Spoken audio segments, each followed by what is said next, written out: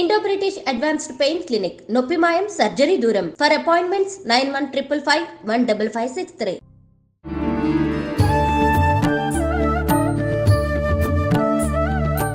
నమస్కారం, welcome to I dream. ధర్మ మార్గం విత్ విజిత కార్యక్రమానికి స్వాగతం. ఈరోజు నాతో పాటు ఒక ప్రత్యేకమైన గురువు ఉన్నారు. గురువు అనాలో స్వామీజీ అనాలో నాకైతే తెలియదు. అసలు వారిని నేను పరిచయం చేయడం కన్నా వారిని వారి మాటల ద్వారానే మనందరం కూడా పరిచయం చేసుకుందాము. ఇంకెందుకు ఆలస్యం, ఇప్పుడు వారితో మాట్లాడదాం. నమస్కారం అండి. నమస్కారం. గురువు గారు అనాలో స్వామీజీ అనాలో నాకైతే అర్థం అవ్వట్లేదు. గురువు గారు అని పిలుద్దాం అనుకుంటున్నాను. పర్వాలేదంటారా? పర్వాలేదు. గురువుగా అంగీకరించినందుకు మీకు ధన్యవాదాలు. గురుగారు, మిమ్మల్ని మీరు మా ప్రేక్షకులకు ఒక్కసారి పరిచయం చేసుకోగలుగుతారా? ముందుగా మా ఆధీనంలో ఉన్నటువంటి కాలభైరవుని నేను నమస్కరించుకొని మొక్కుతున్నాను. ప్రేక్షకులకు, ఈ ఛానల్ యొక్క ప్రేక్షకులకు మరియు మన భారత భాగంలోని ఈ చూస్తున్న అందరికీ ముందుగా నమస్కారం తెలియజేస్తున్నాను. ఓం కాలభైరవాయ నమః. యదాస్తః హృదయస్థః మిథ్యం జగత్తార్కణం కాలం కాలభైరవం నమామి ఈశ్వరం. యోగం సత్యం నిత్యం యోగం ధర్మం పరిశాసనం కాల విధి దేవతాం నమో నమః. నేను విధి యొక్క దూతగా, కాలానికి ఉన్న దూతగా, దేవ ఆధీనంలో పొందిన దూతగా, ఒక గురువుగా మీకు కనిపిస్తున్నాను. నా పేరు కాలనాగ మహర్షి. నేను నాగమఠం యొక్క స్థాపితము చేసిన ఋషి పరంపరా గురువుని. నాగ సాధువుల తరపున అఖండ భారతదేశంలో ఈ పుణ్యభూమిలో అవతరించిన ఎందరో ఋషుల తరపున నేను ఆగమనం చేయడం జరిగింది. మన శాస్త్రాన్ని, మన యొక్క ధర్మ ప్రశాస్తాన్ని నలుదిక్కుల విస్తరించడం కోసం, ధర్మం యొక్క స్థాపనే ధ్యేయంగా నేను ఈ యొక్క ముందు అడుగు వేస్తూ ఆ కాలభైరవుని ఆజ్ఞ తీసుకొని రావడం జరిగింది. కుంభమేళా నుండి, మహాకుంభ నుంచి. కుంభమేళా నుంచి సరాసరి నేరుగా ఇక్కడికి రావడం జరిగింది. ఓ, నిజంగా మా అదృష్టం. కుంభమేళా నుంచి వచ్చిన మీతో మాట్లాడడం, మిమ్మల్ని చూడడం, అది శివ ఆజ్ఞ అనుకొని ఇంత వేగంగా రావడం జరిగింది మీరు పిలవగానే. అయితే గురువు గారు, మనం మాట్లాడుకునే ముందు మీరు కాలభైరవ స్వామి అని చెప్పడం జరిగింది. మీ చేతిలో ఉన్న, అంటే విగ్రహం అనొచ్చో, దైవం అనొచ్చో, ఆయుధం అనొచ్చో, నాకైతే తెలియదు. కానీ ఇప్పుడు మామూలుగా స్వామీజీల చేతిలో, గురువుల చేతిలో ఏదో ఒక ఆకారంలో ఉంటుంది, ఏదో ఒక వస్తువు. అది కట్టెదే కావచ్చు, లేకపోతే లోహందే కావచ్చు. కానీ ఏకంగా మీ చేతిలో దేవుడి విగ్రహమే కనిపిస్తోంది. ఏంటండి ఇది? విధి రాతను రాసే ఆ కాలునికి గుర్తుగా ఈ రూపం మనకు కనిపిస్తుంది. ఇది సమస్త జీవులపైన, జీవుల రాతలపైన ఉన్నటువంటి ఆ కాలభైరవుని అంశ, ఆ కాలుని అంశ చేతి ద్వారా రాస్తూ నిర్వహిస్తూ కాల పాశుపతాస్త్రము అని దీన్ని ఋషులు పిలుస్తారు. ఈ ముద్రణ ఋషుల ద్వారా వచ్చింది. దీన్ని మేము ప్రత్యేకంగా మా యొక్క విద్యలో భాగంగా మేము ఈ అస్త్రాన్ని మేము వాడుతున్నాము.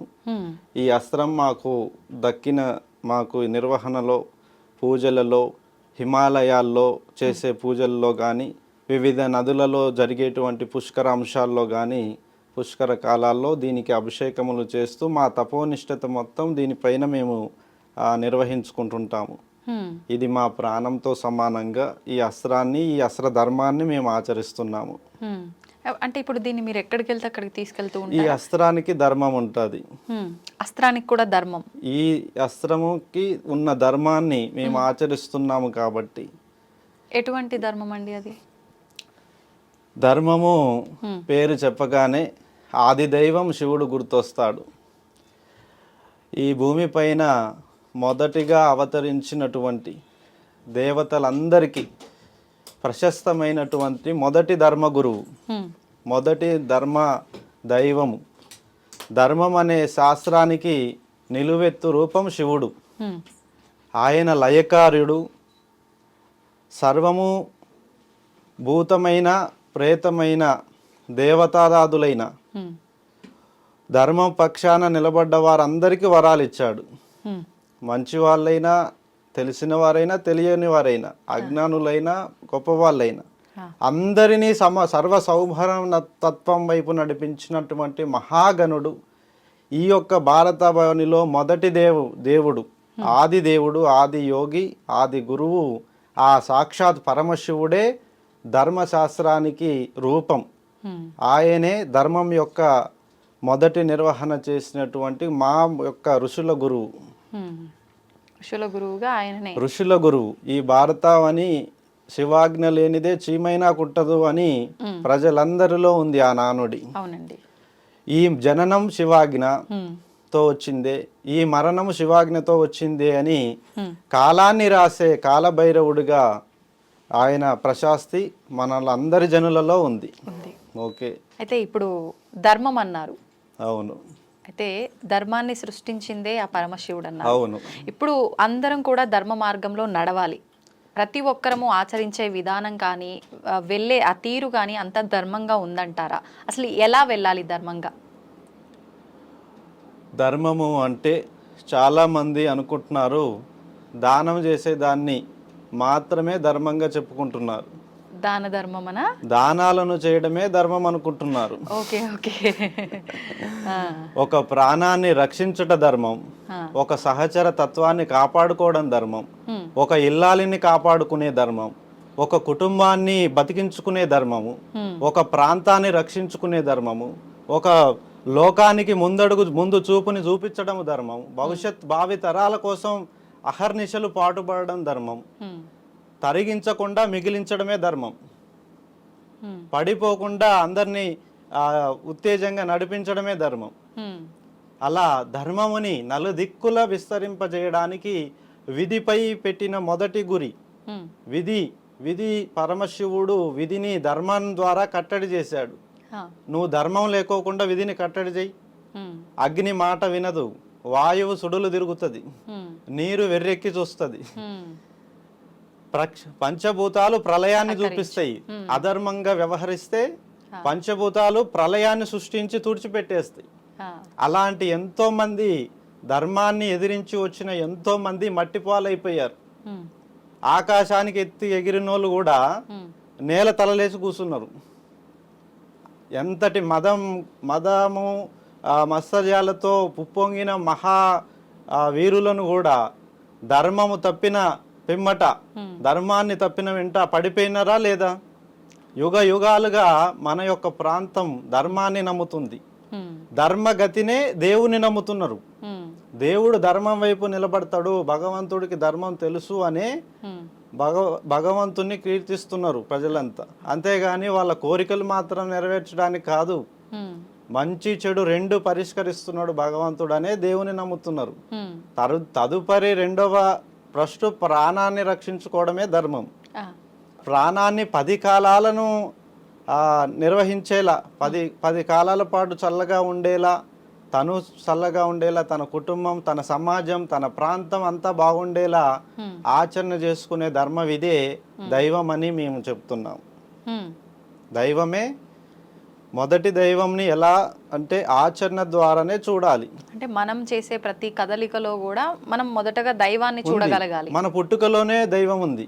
ఉమ్, ఏమి తెలియని మన పుట్టుక ఉమ్, అన్ని తెలిసేలా చేసి అన్నిటినీ చూపిస్తూ తీసుకుపోతుంది. మళ్ళా ఉమ్, మన పుట్టుకనే అన్ని పరిచయం చేసి అన్నిటిని నిర్వహించుకొని మళ్ళీ అన్నిట్లో ఇట్లా ఆ గాలి తాకినట్టుగా అన్ని ఏది లేదు అన్నట్టుగా మళ్ళీ ఏం లేనట్టుగా తీసుకెళ్తుంది. ఆ, ఏదన్నా ఉంటేనే ఈ జన్మ అవసరం, ఉమ్, ఏది లేకపోతే ఈ జన్మ ఎందుకు? అవును. ఈ కోరికలు ఇవన్నీ ఎందుకు? ఇక ఉమ్, ఏదీ లేనప్పుడు ఈ జన్మ ఉండదు. ఉమ్. ఏదైనా రుణగతిన ఉంటేనే ఈ జన్మ ఉంటుంది. అసలు ఏంటంటే ఇప్పుడు మానవ జన్మకు అర్థం ఏంటి? ఎందుకు మనం ఒక జీవి జన్మ తీసుకుంది అని అంటే దాని యొక్క అర్థం ఏంటి? ఈ జన్మ తల్లి గర్భం నుండి పురుడు పోసుకున్నప్పుడు మొదటిగా ఒక ఉత్పాతం జరుగుతుంది, జ్ఞాపకం. తల్లి చెప్పే నూరి పోసేటువంటి ఆ జ్ఞాపకాలు, తండ్రి అని, తోబుట్టువులని, మనవాళ్ళని, బయటి వాళ్ళని అన్నీ అవును. పురుడు పోసుకుంటాయి మొదటి నుండి. భగవంతుడు నూరి పోసేది అంతర్లోపంలో లోపల దాగి ఉంటుంది. అది అప్పుడే కనబడదు.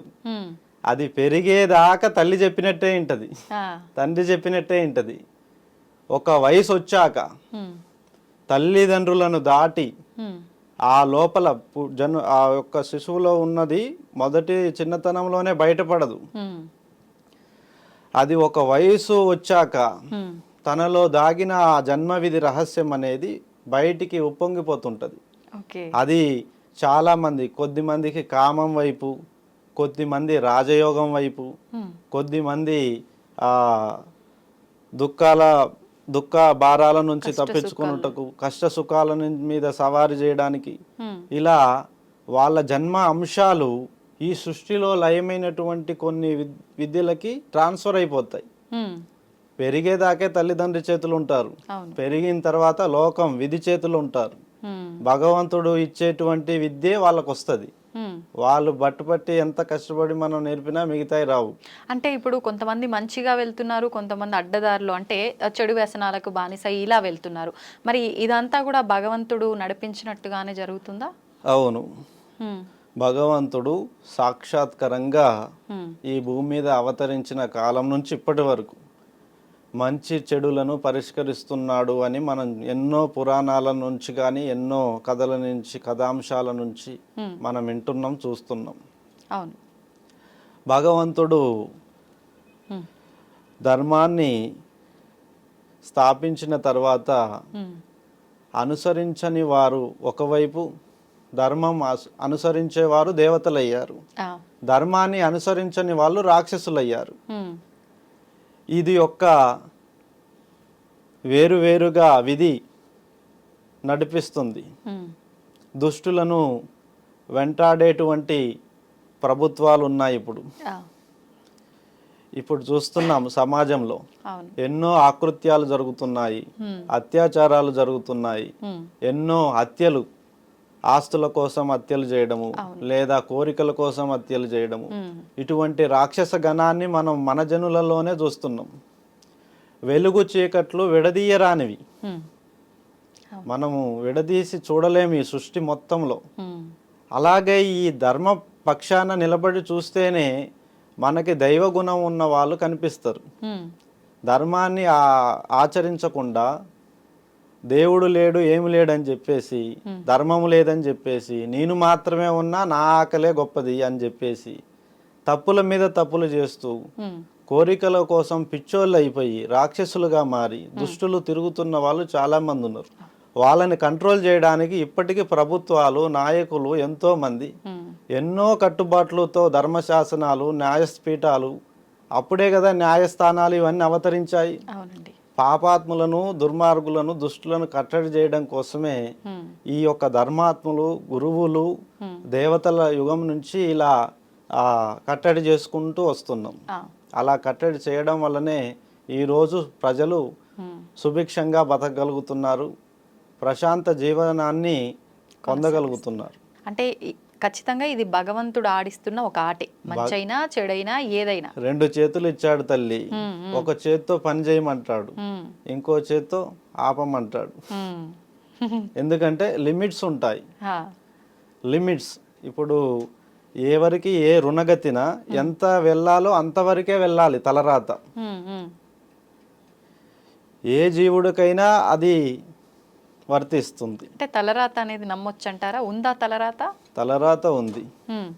తలరాతని మళ్ళీ తిరగరాయొచ్చు అంటుంటారు కదా, అందుకేగా శివయ్యకి 3వ కన్ను ఎందుకుంది? ఆయన మనకి వరాలను ఇస్తూ మారుస్తున్న కథలు ఎన్నో ఉన్నాయి. మనకేదైనా లభించకపోతే ఆ పరమశివుణ్ణి వేడుకొనగా అతను మన తలరాతలో ఆ యోగమును రాస్తాడు. మనం చేసే పూజల వల్లనో, ఆ వేడుక ద్వారా వేడుకోవడం వల్లనో యోగము నీకు లేదు కదా తీసుకో అంటాడు, మళ్ళీ రాస్తాడు. అందుకే కదా కాలం ఉంది. కాలము అనేది పరీక్షించడానికి. పర్యవేక్షించడానికే, నిర్వహించడానికి. నిర్వహణలో ఏదన్నా ఒక కాలంలో జరిగిన తప్పులని మరొక కాలంలో మనం సవరించుకోవచ్చు. ఒక జన్మలో చేసిన తప్పులని మరొక జన్మలో తొలగించుకుంటున్నారు. ఒక 100 తప్పులు చేసిన వాడు ఒక పుణ్యకార్యంతో మళ్ళీ పేరు మార్చుకుంటున్నాడు. అలా భగవంతుడు చెడు వాళ్ళని మంచిగా మార్చడానికి అవకాశాలు ఇస్తున్నాడు.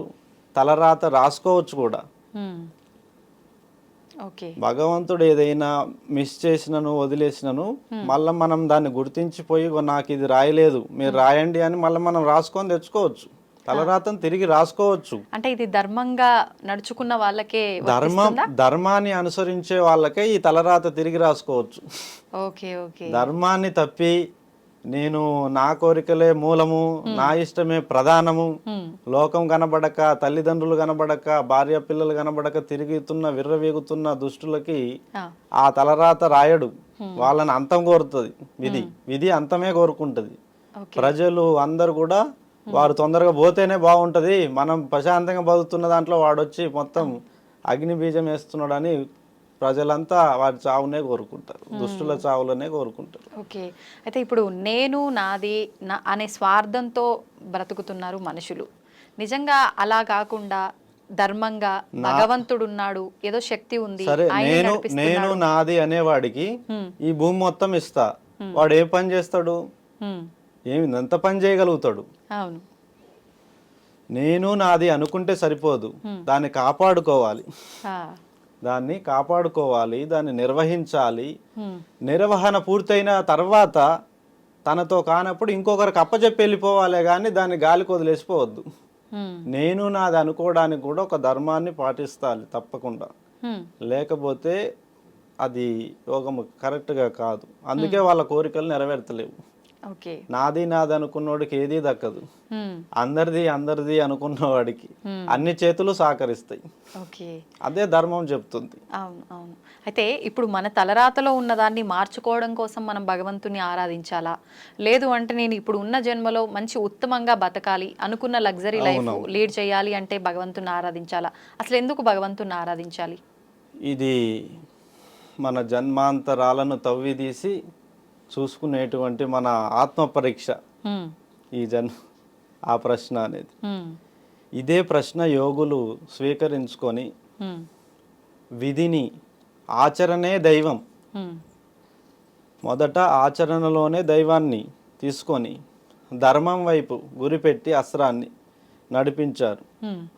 మన ఆచరణలో దైవం ఉండి మన ఆచరణలో ధర్మ ప్రక్షాళన నిలబడి ఉంటే సమస్త జీవులు పరిచయం అవుతాయి, సమస్త యోగములు మనకి కలుగుతాయి. కానీ ఎందులోనూ పడకోకుండా నీకు అనువైన నువ్వు ఏదైతే లక్ష్య సాధన ఉంటుందో లక్ష్య సాధన వైపు మాత్రమే గురి పెట్టాలి. వీళ్ళు చాలామంది చెప్పేది ఒక ధర్మాన కోరుకుంటారు, ఇంకో ధర్మం వైపు పాటిస్తుంటారు. ఆచరణ దోషం వల్ల వాళ్ళు కోరుకున్నవి జరగట్లేదు. ఎటువైపు మన కన్ను పెడతామో అటువైపే పని అవుతుంది, ఎటువైపు మన చెయ్యి పెడుతుంటామో అటువైపే పని అవుతుంది. అందుకే ఆచరణలు పుట్టుకొచ్చాయి అక్కడి నుండే. మన దృష్టిని బంధించేటువంటి ఆచరణ ఒకటి ఉంది, కర్మలను శాసించే విధానం ఆచరణ ఒకటి ఉంది. అందుకే దాని నుంచే ఈ పూజ నియమాలు, పూజలు చేయడము, ఆ పూజలను కోరుకొని నియమాలు చేయడము, రకరకాలుగా పూజలు, విధి విధాలుగా ఆచరణలు, ఎన్నో రకాలుగా ఆచరణలు కనిపిస్తున్నాయి, అబ్బురపరుస్తున్నాయి. అందులో ఆ సరైన దృక్పథంతో చేసిన వాళ్ళకేమో అవి అనుకున్న కోరికలు నెరవేరుతున్నాయి భగవంతుని పూజించగా. మిగతా వాళ్ళ పరిస్థితి నామమాత్రంగా ఉంటుంది, మళ్ళీ ఇంకొక ఆచరణ చేస్తున్నారు. అలా జరుగుతూ ఇప్పుడు ఇలా అంటే ఇప్పుడు మీరు చెప్పిన దాన్ని బట్టి శివుడే అన్నిటికీ మూలం, శివుడి నుంచే ఇవన్నీ కూడా ఉద్భవించాయి అని చెప్పి, అయితే ఆరాధించాలి అనుకుంటే శివుడిని ఒక్కరినే ఆరాధిస్తే సరిపోతుందా? మిగతా అన్ని దేవుళ్ళని ఆరాధించాల్సిన అవసరం ఉందా?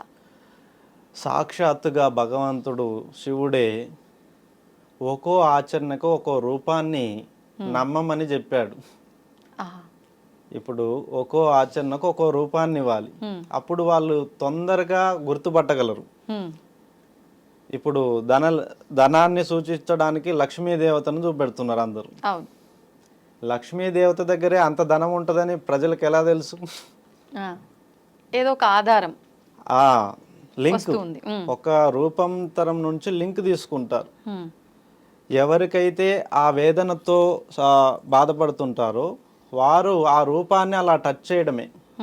ఆ రూపాన్ని అలా టచ్ చేయడం వల్ల ఆ లక్ష్మీదేవత శివునిలో ఐక్యమైనప్పుడు ఆ యొక్క రాత మార్చబడుతుంది. వాళ్ళు కోరుకున్నవి తదాస్తు, దేవతలు కూడా తదాస్తు అంటారు. వాళ్ళు అలాగే కామానికి ఒక దేవత. కామము అంటే సౌఖ్యం, మన ఆనందము, కోరికలు తీర్చడాన్ని కామం అంటారు. అది ఆ దేవతలు కూడా ఉంటాయి. ఇప్పుడు నాకు ఈరోజు మంచి నిద్ర పట్టాలని నేను కోరుకున్నాను, అలాంటి మన శరీరం అలా మారిపోతుంది. అలా నాకు ఈ యొక్క మంచి భుక్తము, నాకు భోజనం కావాలి అని కోరుకున్నాను, అలాంటి దేవతలు కూడా ఆశీర్వదిస్తుంటాయి. అట్లా అలాగే ఇప్పుడు పగ తీర్చుకోవడానికి చాలామంది కూడా పగ తీర్చుకోవడానికి హనుమాన్ని కానీ లేదా కాలభైరవుని కానీ వీరభద్రుని కానీ కాళీ దేవతను కానీ ఉగ్ర రూపాలను కానీ కూడా నరసింహస్వామిని కానీ విష్ణుమూర్తిని కానీ మొక్కుతుంటారు. వాడు నన్ను చాలా ఇబ్బంది పెట్టాడు, వాడికి ఏదో ఒకటి జరగాలి, జరిగితేనే నేను నమ్ముతా అని చెప్పి ఆయనలో మొక్కుతుంటారు. కానీ వాళ్ళు ధర్మపక్షాన నిలబడి పోరాడి అడగాలి. అలాంటివి కోరికలు కూడా ధర్మ ప్రకారంగా అడిగితే దాన్ని దేవతలు ఇస్తాయి. దేవతలు ఇలా మనం ఎన్నో రూపాలు మన యొక్క ఆచరణలు ఏదైతే కోరుకుంటామో వాటికి రూపాలుగా ఈ దేవతలు అవతరించాయి. అంతేగాని సమస్తము శివుడిలోనే ఉన్నాయి. శివుడిలోనే సమస్తము నిక్షిప్తమై ఉందని ఆ దేవతలే చెప్పారు ఋషులకి. ఇప్పుడు శివుణ్ణి ఆరాధించే వాళ్ళకి ఎక్కువ కష్టాలు పెడుతుంటాడు, పరీక్షలు పెడుతుంటాడు, అన్ని ఎదుర్కొన్న తర్వాతే ఆయన అనుకున్నది మనకు ఇస్తాడు అని చెప్పంటారు. నిజం, కష్టాలు పెట్టేది శివుడు కాదు.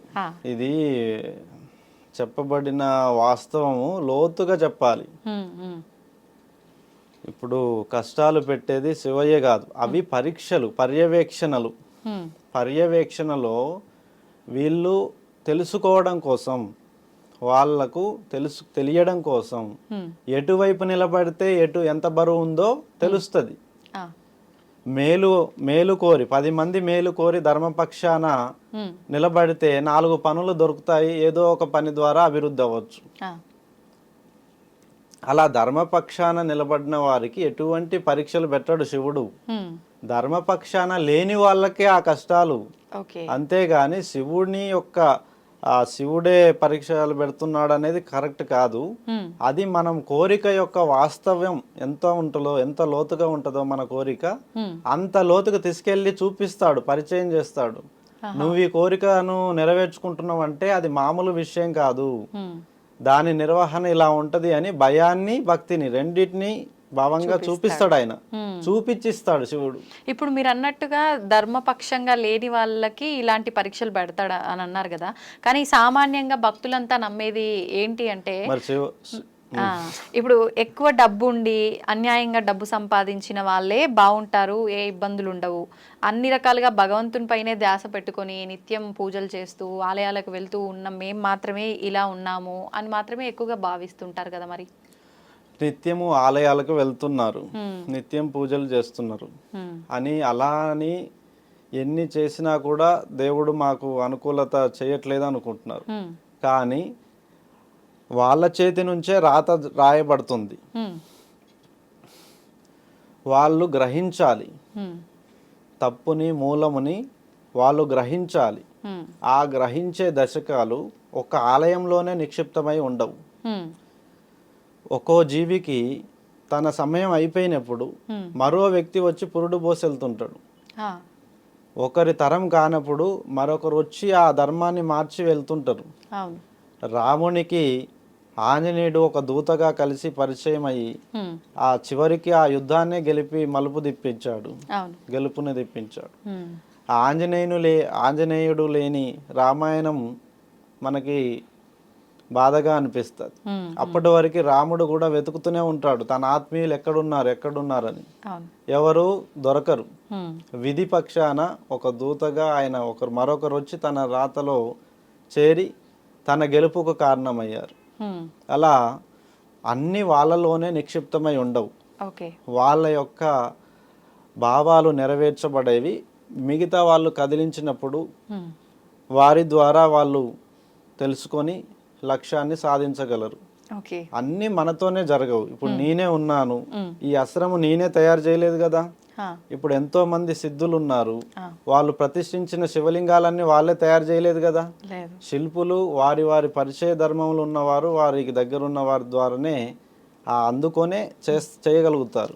సమస్తము మనము జ్ఞాపకంగా ఉంచుకొని మన నడవడిక ఉంటే అన్నీ నెరవేరుతాయి. ఉమ్, అన్నీ నాతోనే అవుతాయని అనుకోకూడదు. ఉమ్, అన్నీ సమష్టి కృషితో జరుగుతాయని అనుకోవాలి. ఓకే. సమిష్టి కృషిలో ఒక్కొక్కరు ముందుకొచ్చి ఒక్కో విధమైన కోరికను తీర్చగలిగే శక్తి ఉంటుంది. సహచరులతోనే అన్ని జరిగాయి. ఓకే. ఇప్పుడు తలరాత అన్నాము ఇందాక, ఆయనే తలరాత రాస్తాడన్నాం. మనం ధర్మంగా ఉంటే దాన్ని మనం తిరగ రాసుకునే అవకాశం కూడా మన చేతుల్లో ఉందనుకున్నాం. ఉంది. అసలు ఈ తలరాత అనేది ఈ వ్యక్తికి ఇలానే అని చెప్పి ఎలా రాయబడుతుంది, ఎలా డిసైడ్ చేస్తారు అట్లా? కాలరాత. హ్మ్. ప్రతి పదార్థానికి ఒక కాలం ఉంటుంది, హ్మ్. ఆరంభము అంతము.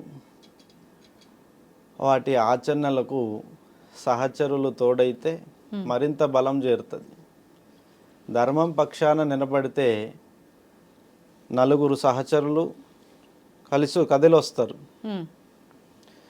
మనం ఆచరణ అనేది సాక్షాత్ ఆ దైవం నుంచి తీసుకుంటాం. హ్మ్. దైవం మనకే వచ్చి పట్టలేడు కదా. లేదు. మన పక్కన ఉన్న ఎవరో ఒకరికి ఆవహించగలడు. హ్మ్. ఆవహించి వారి సమయాన్ని మనకిచ్చి గెలిపిస్తారు. అలా సాధ్యమేనా ఆవహించడం? సాధ్యం అవుతుంది. ఆ. ఇప్పుడు మనం అంతా కలిసి కేసీఆర్ని తెలంగాణ ఉద్యమంలో ఓట్లేసి గెలిపించారు కదా, ఆయన పోరాడినందుకు. హ్మ్. తర్వాత ప్రజా అధికారం ఎటు మళ్ళింది, హ్మ్. మళ్ళీ మరొకరిని చూశారు, మళ్ళీ మరొకరిని చూస్తున్నారు. హ్మ్. అంటే వాళ్ళ యొక్క రుణమును వెతుక్కొని హ్మ్. ఎవరెవరు వస్తున్నారో, హ్మ్. ఎవరెవరు మనకి ఆశయాలను నెరవేర్చగలరో నమ్మి వాళ్ళకే ఇస్తున్నారు. హ్మ్. అంటే ధర్మం వైపు నిలబడిన వాళ్ళు ఎప్పటికీ గెలుస్తూనే ఉంటుంటారు, వస్తూనే ఉంటుంటారు. మళ్ళీ ఓడినా తిరిగి వస్తూనే ఉంటారు. ఒక సమయం పోయినా మళ్ళీ ఇంకో సమయం అవకాశం ఇస్తూనే ఉంటుంది విధి. హ్మ్. ఆ విధంగా సాధించుకోవచ్చు. ఓకే. పునర్జన్మ ఉంటుందంటారా మనిషికి? మళ్ళీ మనిషి రూపంలోనే జన్మ తీసుకునే అవకాశం ఉంటుందంటారా? పునర్జన్మలు ఉంటాయమ్మా. హ్మ్. అది ఎంతో తపము వేదన, ఈ భూమికి మన రుణం ఉంది హ్మ్. అని సిద్ధపడిన వాళ్ళకి హ్మ్. ఆ యొక్క అవకాశం దొరుకుతుంది. ఓకే. అన్ని కోరికలు తీర్చుకున్నాను, నా కథ అంతా ముగిసింది అనుకునే వాళ్ళకి పునర్జన్మలు ఉండవు. హ్మ్. ఇంకా తపం సరిపోలేదు, ఈ జన్మ సరిపోలేదు, మరో జన్మలో ఇంకా నిర్వహించాలి. ఆ. తనివి తీరని ఆరాటము, ఈ భూలోకం పైన ప్రేమ హ్మ్. తిరిగి అది మళ్ళీ పుట్టించగలదు. హ్మ్.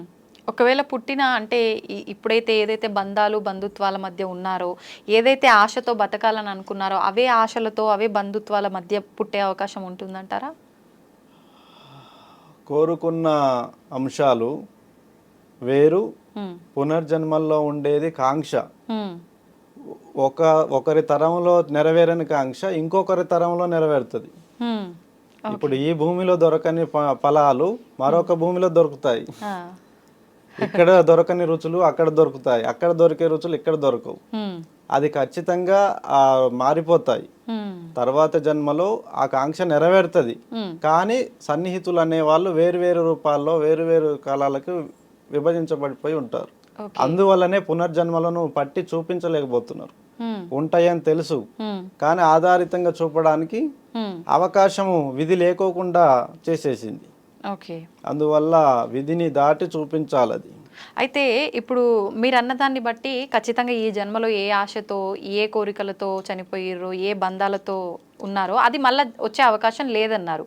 కానీ చాలా వరకు చాలా వరకు ఇప్పుడు ఎవరైనా ఇంట్లో పెద్దవాళ్ళు చనిపోతే మళ్ళీ వాళ్ళ కొడుకుకి కొడుకుగానో కూతురుగానో వాళ్ళ మనవడు మనవరాళ్ళుగా అలా మళ్ళీ పుడతారు అని చెప్పి వాళ్ళే పుట్టారు అని చెప్పి నమ్ముతుంటారు కదా, అదంతా ఒక అపోహల అది ఆశీర్వాదము. వాళ్ళ యొక్క తాతలు ముత్తాతలు మళ్ళీ వాళ్ళ మనవాళ్ళ కడుపులలో పుట్టాలని వాళ్ళ ఆశీర్వాదం కోరుకుంటారు. ఓకే, వాళ్ళకి చెప్తారు కూడా, మనవడా నేను చచ్చి మళ్ళీ నీ కడుపులోనే పుట్టాలని ఉందిరా అని చెప్పి ఆ చిన్న పిల్లాన్ని దగ్గర తీసుకొని అలా అద్దుకొని చెప్తుంటారు. వాళ్ళకి వాళ్ళ తాతే పుట్టాడు అనుకుంటారు తర్వాత. అది ఆశీర్వచనం అంటే వాళ్ళ యోగము తనివి తీరని ఆ ప్రేమ ఆకాంక్షలు ఆ బలాన్ని బలంగా బంధం అనేది కనిపిస్తుంటుంది విధి ద్వారా. ఇప్పుడు చనిపోయిన వాళ్ళని ఎక్కువగా అంటే కాకి రూపంలోనే కాకి భోజనం పెట్టడం కానీ ఎక్కువగా మనం పోల్చామంటే మన ఇంటి పైకి ఒక కాకి వచ్చిందంటే ఎవరైనా చనిపోయిన వాళ్ళు ఆ రూపంలో వచ్చారు ఇంటికి అని చెప్పి ఇలా మాట్లాడుతూ ఉంటారు. ఎందుకు ప్రత్యేకించి కాకినే ఇలా పితృదేవతలకు సంబంధించి మాట్లాడుతూ ఉంటారు? కాకి నలుపు వర్ణంలో ఉంటుంది. దాని చూపు నలుదిక్కులను చూసుకొనే ఏదైనా ముట్టుకుంటుంది. అది ఒక దిక్కును చూసి తినేపోయే సహజ జీవి కాదు. 4 దిక్కులను పర్యవేక్షించి పోయి ముట్టుకునేటువంటి గుణం ఉంది. విధికి అది దూతగా దాని కాల ప్రశాస్తంగా చూసి దానితో మనం పంచుకుంటున్నాం ఆ అనుభూతిని. మన పితృ రుణాన్ని పంచుకోవడానికి విశేషమైనటువంటి రూపం కావాలి. ఆ లక్షణాలన్నీ కాకిలో ఉన్నాయి. అందువల్ల అది మన కోరికకు తగిన విధంగా దాని రూపం ఉంది, దాని లక్షణం ఉంది. కాబట్టి ఆ అర్హత దానికి ఇచ్చి మన పితృ రుణాన్ని దానికి ఇచ్చి మనం ఆనందపడుతున్నాం. ఓకే, ఇప్పుడు పుట్టుక చావు అన్నీ భగవంతుడి సృష్టి. ఈ మధ్యలో జరిగే ఈ ఆట అంతా కూడా భగవంతుని సృష్టి. కానీ పుట్టినప్పుడు మనకు మైలా అంటుంటారు, కొన్ని రోజుల పాటు 11 రోజుల పాటు అని చెప్పి అంటారు. తర్వాత చనిపోయినప్పుడు కూడా ఆ కుటుంబం వారికైతే సంవత్సరం వరకు అని, వాళ్ళకి సంబంధించిన వాళ్ళకైతే ఆ కార్యక్రమాలు అయ్యే వరకు అని చెప్పి ఇలా చెప్తారు. ఈ భగవంతుడు సృష్టించిన సృష్టి అయినప్పుడు ఎందుకు ఇవన్నీ కూడా ఆచరించటం? మళ్ళీ మహిళ ఒక ఆచరణ ధర్మవిధిగా కనబడట్లేదు ఇప్పుడున్న పరిస్థితుల్లో. ఎందుకంటే అలనాటి కాలంలో యోగులు మునులు ఋషులు వారి ధర్మపత్నీలు కానీ వాళ్ళ కుటుంబం కానీ అందరూ ఒకే ఇంట్లో ఉంటారు. విడతీయరాని ఆ బంధంలో ఉంటారు. ఒక ఆశ్రమము. ఇప్పుడు జమదగ్ని మహర్షి రేణుకా ఎల్లమ్మ తల్లి చూడండి, వాళ్ళు దేవతలే కదా. వారింట్లో ఏ ఆచరణ అయినా సరే వారు నిర్వహించుకుంటూ వచ్చారు. మహిళ ఉంది అని కదా దూరం పెట్టడం అనేది లేదు. మహిళ ఉన్నదాన్ని సాంప్రదాయంగా వ్యవహరించే ఆచరణలు ఉంటాయి. వాటికి ఆచరణలకు దూరం పెట్టాలి కానీ వాళ్ళని దూరం పెట్టకూడదు. అలా దూరం పెడితేది దైవం కాదు. ఎటువంటి సందర్భంలోనైనా ఎటువంటి కాలంలో అయినా భగవంతుణ్ణి చేరుకోవడమే ధర్మం. ఎందుకంటే ఇప్పుడు మనకు ఆజ్ఞ రావాలి, ఇది చేయడమే మంచి అని తెలియాలి. అప్పుడు ఎలా వస్తుంది ఆజ్ఞ? దూరం పెడితే వాళ్ళు ఎలా వస్తుంది? నమ్మకాలు దూరం చేయడానికి అది కొద్దిమంది సృష్టించినటువంటి వ్యవహారము. వాస్తవానికి మహిళ అనేది మనము పెద్దగా కొన్ని ఆచరణలకు దూరం పెట్టాం కానీ వ్యక్తులను దూరం పెట్టరా అనేది మహిళ అనేది లేదు. అది ఓకే. అయితే ఇప్పుడు ఈ తంతు ఏదైతే ఇవన్నీ పాటిస్తున్నామో చనిపోయినప్పుడు కూడా మనిషి చనిపోయిన దగ్గర నుంచి మనిషి చనిపోయినప్పుడు అతని జ్ఞాపకాలను ఒకేసారిగా మనం విడిచిపెట్టలేము.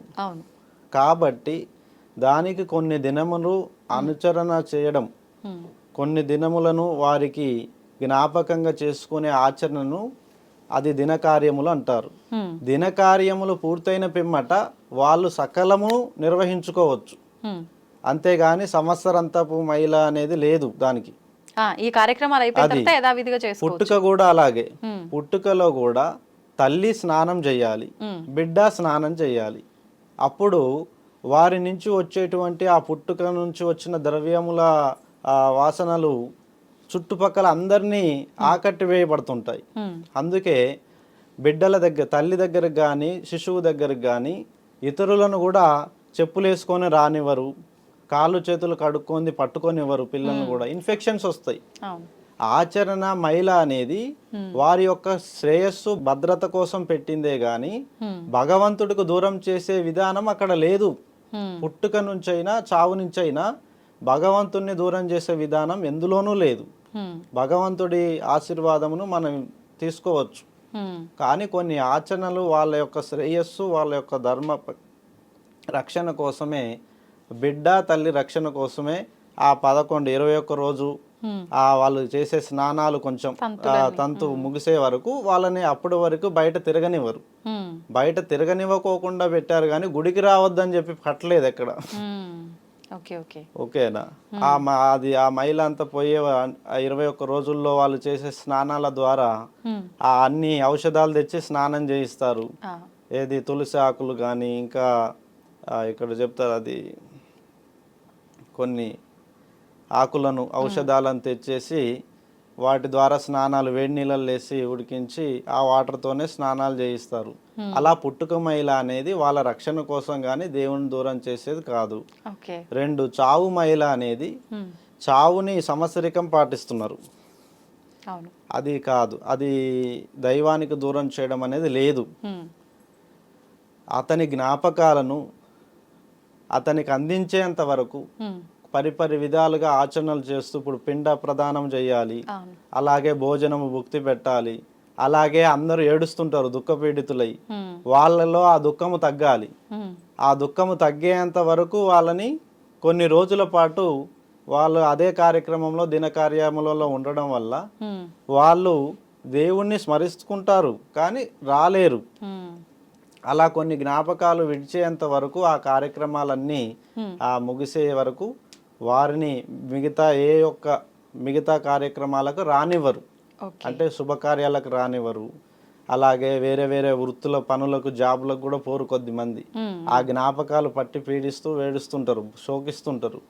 తల్లి చనిపోయినా, తండ్రి చనిపోయినా, బిడ్డలు ఎవరైనా కానీ ఆ జ్ఞాపకాలు విడిచేంత వరకు వాళ్ళు ఉండేది కూడా దేవుళ్ళతోనే.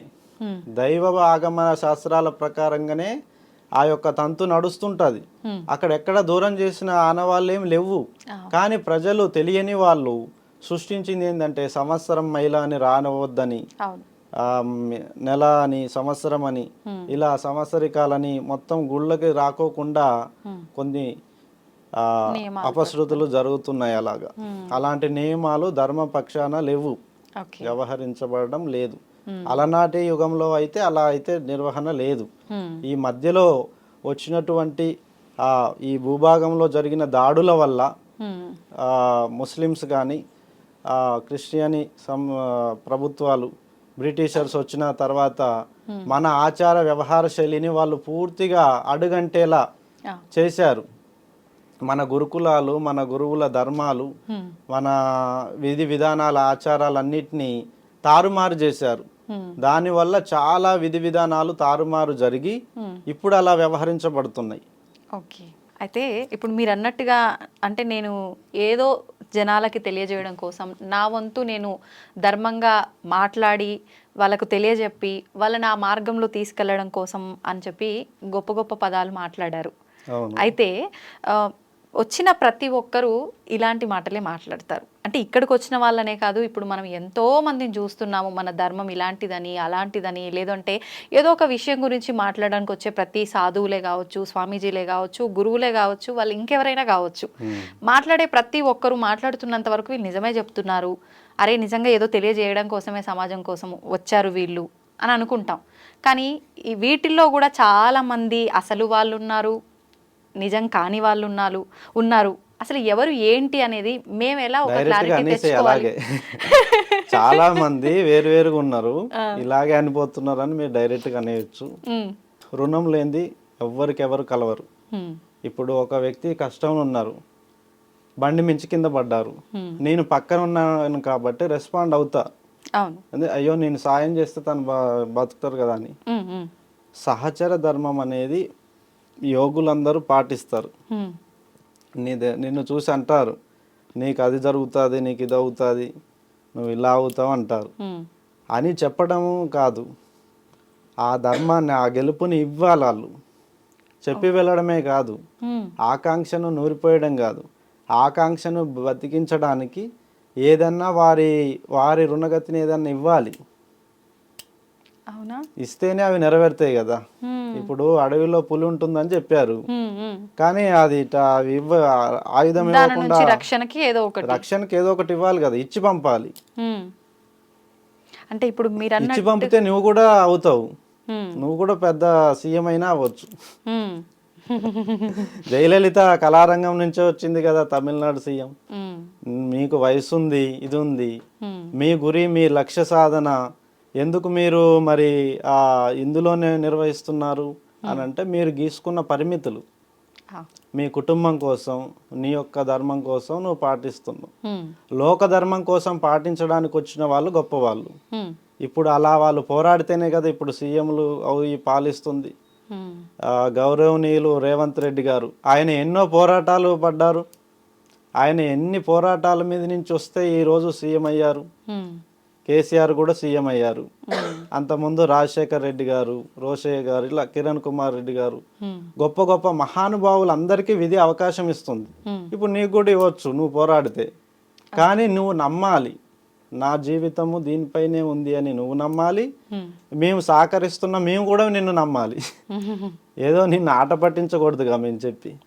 అలా నీకు కూడా ఒక మంచి యోగం ఉంది అని నేను పరిచయం చేశాను. అది నిజమైన నాడు నువ్వు నన్ను తలుచుకోగలవు. ఆ తలుచుకుంటావు అనే చిన్న ఎమోషన్తోనే నేను నీకు చెప్పాను, అంతేగాని ఇప్పుడే నువ్వు నాకేమి ఇవ్వవు చెప్పగానే. అది విజయం అవుతుంది చూడండి, అప్పుడు ఇస్తారు నాకు గుర్తింపు ఇస్తారు. అప్పుడు అలాన్న వాళ్ళు ఆ రోజు నన్ను గుర్తించారు, చెప్పారు, అందుకే ఇప్పుడు నేను అలా ఉన్నాను అని కొంత తృప్తి కలుగుతుంది అని మా ద్వారా అని చెప్పాను. కానీ ఆ మిగతా యోగులు చెప్పినట్టు జాతకాలు చెప్పడము, ఈ అవసరాలు చూడడము అది నాకు తెలియదు. నన్ను అడిగితే నేను ఖచ్చితంగా వాళ్ళకి బదులు ఇస్తాను. ఎవరికైనా రుణం ఉన్న ప్రతి ఒక్కరికి సాయం చేస్తాను. ఇప్పుడు నాకేదో ఫ్యూచర్లో ఇది పలానా అని మీరు చెప్పగలిగారు అని అంటే మీకు ముందు జరగబోయేది తెలుస్తుంది అని అర్థం. అంటే ఇప్పుడు నేను గురితో ఉన్నాను, ధర్మం వైపు నిలబడి జరగబోయేదాన్ని అన్ని దిక్కుల నుంచి చూస్తున్నా, అందుకే నాకు తెలుస్తుంది. అంటే ప్రతి కదలిక కూడా భగవంతుడి పక్షాన నిలబడినందుకే ఇంత తెలిస్తే, భగవంతుడి పక్షాన పోరాడితే ఇంకెన్ని విషయాలు తెలుస్తాయి నాకు. రేపు జరగబోయే ప్రతిదీ నేను చెప్పగలుగుతాను. భగవంతుడి పక్షాన నిలబడి ధర్మ యుద్ధం చేస్తున్నా కాబట్టి ఇవన్నీ చెప్తున్నా. నేను గురి ఎక్కువగా ఉంది, మీలో ఒక 20% ఉంటే నాలో 80% ఉంది. దాన్ని 100% దాటి పనిచేయడం కోసం నేను కర్మచారిగా బాధపడుతూ ఇవన్నీ చేస్తున్నా, అంతేగాని ఓ మెప్పు కోసం ఇది కాదు. భగవంతుడు నాకు ఇచ్చింది 100 ఏళ్ల జీవితం, అలా నాకు 30 వరకు ఇక్కడికి వచ్చినాయి, 20 ఏళ్ళు సాధనకే పోయింది.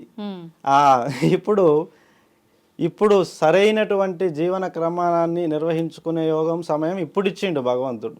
20 ఏళ్ళు సాధనలోనే ఉన్నానుగా. అంటే మీరు చిన్నప్పటి నుంచి సాధన చేస్తూనే ఉన్నారా? నేను చిన్నప్పటి నుంచి సాధనలోనే ఉన్నాను. నేను 5 ఏళ్ల వయసు నుంచే భగవంతుడు తాయితు కట్టుకుంటే మేలు చేస్తాడా, ఒట్టు పెట్టుకుంటే మేలు చేస్తాడా, ప్రసాదం తింటే మేలు చేస్తాడా, ఆ పువ్వులు ఇట్లా కింద పడేస్తే అనుగ్రహిస్తే మేలు చేస్తాడా, అన్ని పరీక్షించే ఈ గురువు స్థాయికి వచ్చాను.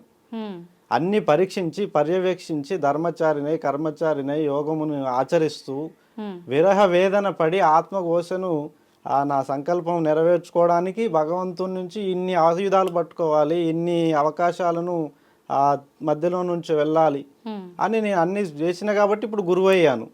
లేకుంటే అది కోరుకుంటే వచ్చే పదవా, ఆచరిస్తే వచ్చే పదవి. కోరుకుంటే వచ్చే పదవే కాదు ఇది, ఆచరిస్తే వచ్చే పదవి. మేలు చేస్తే వచ్చేది మెప్పు, అంతేగాని మేలు చేయండి ఏ గౌరవం రాదు, ఏది రాదు. నా యొక్క జీవితంలో ఎంతో మందికి చేశాను, చేస్తున్నాను, ఇంకా చెయ్యాలని పాటు పడుతున్నా కాబట్టి ఇంకా గురువుగా ఇలా చేస్తున్నాను. నా లక్ష్య సాధన కోసమే నేను పాటు పడుతున్నా. ఇక గురువు పేరు ప్రతిష్ఠ అన్నీ చెప్పుకోవడం వరకే అవి, కానీ నేను నా కాలగతినే నేను గుర్తుపెట్టుకుంటా. ఇప్పుడు 30 ఏళ్ళు అంటే 70 ఏళ్ళకి మించి బతకాలంటే ఏం చేయాలి, ఏది సృష్టించాలి. ఇప్పుడు ముందు జరగబోయే మీకు తెలుస్తుంది, అది దేవుడికి ఆయన ఆలోచనలో ఆయన విధానంలో మీరు ఉన్నారు కాబట్టి అని అన్నారు కదా. ఇప్పుడు మీ ఆయుష్ ఎంతో కూడా మీకు అర్థమవుతుంది, అర్థమవుతుంది. అందుకేగా ఇంత తొందరపడుతున్నా. అంటే ఎంత ఆయుష్ తరిగిపోతుంది కాబట్టే నేను బాధపడుతున్నా. తొందరగా నా రుణగతిని ఏది ఉందో ఆ లక్ష్యాన్ని ఛేదించడానికి నేను అహర్నిశలు శ్రమిస్తున్నా, బాధపడుతూ. ఆ లక్ష్యాలు ఎంత కష్టాలైనా నేను నిర్వహించుకుంటుంది దానికే. నా గురి అంతా ఇప్పుడు ఆయుష్ తక్కువ ఉంటుంది. తక్కువ ఉన్న క్రమంలో ఇవన్నీ ఇప్పుడు నాకు గుర్తొచ్చినాయన్నీ జ్ఞాపకాలన్నీ నేనే కదా. ఫలానంది చెయ్యాలి అని జ్ఞాపకం ఉంది, ఫలానంది చూడాలని జ్ఞాపకం ఉంది. వెళ్ళాను, చేశాను, చూశాను. దాని ద్వారా భగవంతుడు నాకు కొన్ని మేలు చేసే అవకాశాలు ఇచ్చాడు కొందరికి, వాళ్ళకి చేశాను. వాళ్ళు నాకు బలాన్ని ఇచ్చారు, మరి తిరిగి వాళ్ళ భగవంతుడు నాకు ఇచ్చాడు కదా, మళ్ళీ నేను నా అదే ప్రయత్నాలు చేస్తున్నా. ఇప్పుడు ఉపాసన బలం వల్ల, వారు చేసే దీక్షల వల్ల, ఉపాసన వల్ల వాళ్ళ ఆయుష్ను కూడా పెంచుకునే అవకాశం ఉంది. వాళ్ళకి అసలు మరణమే లేని వాళ్ళు చాలా మంది ఉన్నారంటారు కదా, అలా చేసుకునే అవకాశం లేదా? అదే నా పోరాటం. అమరత్వము, చావు లేని జీవన ప్రయాణము, ఉన్నతమైన ప్రమాణాలు. ఇప్పుడు అద్భుతాలను చూడాలి, ఉన్నతమైన కార్యాలను గెలవాలి అని ప్రతి ఒక్కరు కోరుకుంటారు. ఇప్పుడు నీకే అవకాశం ఇస్తే 10 కోరికలు కోరుకుంటావు, సహజం కదా, నేనైనా 10 కోరికలు. కానీ అలా ఆచరించాలి. ఆ ధర్మాన్ని తెలుసుకోవాలి అంటే గురువు కావాలి. తెలిసిన వాడే మనకి గురువు. అన్ని తెలిసిన వాడిని గురువు అంటాము. అందుకే నమస్కరిస్తాము. దేవతల్ని ఆ గురువు రూపంలో చూసుకొని నమస్కరిస్తాం. ఎందుకు? వాళ్ళు మనకి నూరి పోస్తారు, ఏం తెలియదు కదా, వాళ్ళు ఇస్తున్నారు కాబట్టి గురువు. అలా నేను కూడా ఎన్నో అవకాశాలు భగవంతుడు మనకి ఇస్తున్నాడు చేయడానికి. నేను కోరుకున్నాయని భగవంతుడు ఇస్తూనే వస్తున్నాడు కాబట్టి మా బంధం ఇంకా పెద్దదైంది. నా నమ్మకం నిజమైంది అని నేను చెప్తూ నిర్వహిస్తూ ఎంతో మందికి చేస్తున్నా. ఇప్పుడు నా నిర్ణయం మాత్రం అమరత్వమే. నా లక్ష్య సాధన మాత్రం 100 దాటాలి. అంటే సాధించగలుగుతారన్న అందరిని కూడా 100 ఏళ్ళు దాటియాలి అని నా సంకల్పం. నేను దాటి అందరిని దాటియాలి. అలా కూడా ఉంటుందా? ఇప్పుడు నేను 100 ఏళ్ళు బతికి మిమ్మల్ని కూడా 100 ఏళ్ళ వైపు గుంజుకు రావాలి కదా. అలా మిమ్మల్ని కూడా తీసుకొస్తేనే నాతో పాటు నా సహచరులంతా గెలిస్తేనే నాకు సంతోషం. నేను ఒక్కనే 100 ఏళ్ళు బతికి మిగతా వాళ్ళంతా పోతే ఇక నేనేం చేయాలి? ఆ వయసులో సాధించిన వాడు గుర్తుగా మాత్రమే మిగులుతా. కానీ మిగతా వాళ్ళకి ఆచరణ ఇచ్చినప్పుడు కదా గెలిచేది. ఇప్పుడు మీరు కూడా 100 ఏళ్ళు ఉంటే నాకొక 100 ఏళ్ళు పైబడి మీకు 100 ఏళ్ళ పైన ఉంటాయి. ఇద్దరం కూర్చొని ఇలా మాట్లాడితే 10 మందికి వీరు ఎలా ఆదర్శంగా బతికారు, ఇలా 100 ఏళ్ళు వీళ్ళు ఎలా బతికారు, మేము కూడా అలాగే ఆచరిస్తాం.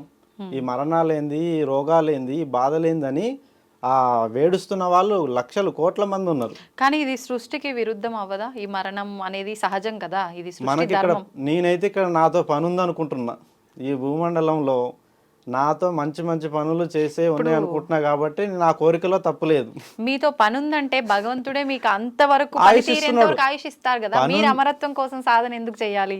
పనుల మించి దాటి అమరత్వాన్ని పొందడం. కర్మలో గెలవంది అమరత్వం ఎలా గెలుస్తాడు? కోరుకుంటే గెలిచేది కాదు అది. మొదలు ఈ ఆయుష్ని గెలవాలంటే కర్మని గెలవాలి, కర్మని దాటాలి.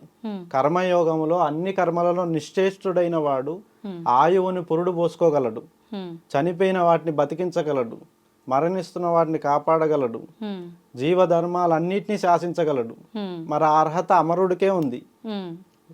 అమరత్వం కనిపెట్టని వాడు రోగై ఇతరులను ఎలా గెలిపిస్తాడు? కాదు, నా లక్ష్య సాధన అమరత్వమే. 100 ఏళ్ళు నేను బతకాలి, నా తోడున్న వాళ్ళంతా బతకాలి, వాళ్ళంతా నేను సుఖంగా ఉండాలి, వాళ్ళంతా సుఖయోగం ఉండాలి. ధర్మాన్ని ఆచరించి మన ప్రాంతాన్ని కాపాడుకోవాలి, మనము బాగా కాపాడబడాలి. అది మిస్ అయింది కాబట్టి మనల్ని ముస్లిమ్స్ కానీ వాళ్ళు బ్రిటిషర్స్ కానీ వచ్చి 200 ఏళ్ళు పాలించి ఇక్కడ ఉన్న ఆలయాలు ధ్వంసం చేశారు, ఇక్కడ ఉన్న స్త్రీలను అత్యాచారాలు చేశారు. కళ్ళ ముందే దాష్టికాలు ఘోరాలు జరిగి గురువులను ఎల్లగొట్టి ఇప్పటికీ గురువులకు అధికారం లేదు ఇక్కడ ఈ ప్రాంతంలో.